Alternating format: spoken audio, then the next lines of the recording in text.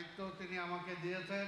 BNP চেয়ারপারসনের উপদেষ্টা আব্দুস সালাম বলেছেন, শিক্ষা সংস্কৃতির প্রসারে আমাদের আরও উদার হতে হবে। আগামীতে বিএনপি সরকার গঠন করলে আমি চেষ্টা করব যাতে অর্থ বরাদ্দের ক্ষেত্রে ভবিষ্যতে আমার এই মোহাম্মদপুর আদাবর শেরেবাংলা নগরে এই এলাকায় বিভিন্ন শিক্ষা প্রতিষ্ঠানগুলো যাতে আপনার সহযোগিতা আপনি যতটুকু করছেন তার থেকে যাতে আরও একটু বেশি বাড়িয়ে দেন। বৃহস্পতিবার মোহাম্মদপুর কেন্দ্রীয় কলেজে নবীন বরণ অনুষ্ঠানে প্রধান অতিথির বক্তব্যে তিনি এসব কথা বলেন। শিক্ষার্থীর জন্য যে সুযোগ সুবিধা দরকার, বিভিন্ন এই বিজ্ঞান বলি, আজকে সংস্কৃতি বলি, আজকে খেলাধুলা বলি, আজকে বিল্ডিং বলি, এই সমস্ত প্রসারে কিন্তু আবার আপনার হাতটা উদার হতে হবে।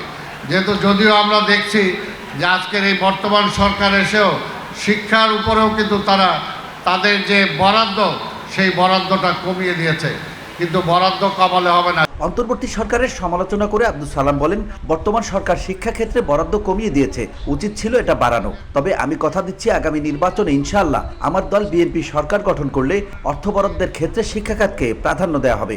শিক্ষার মধ্যে 1 নাম্বার বরাদ্দ থাকতে হবে এবং আমি বিশ্বাস করি আগামী নির্বাচনের পরে যদি আমার দল ক্ষমতায় যায় তাহলে অবশ্যই শিক্ষা খাতে যাতে 1 নাম্বার বরাদ্দতের দিক দিয়ে থাকে সেটা অবশ্যই আমরা চেষ্টা করব।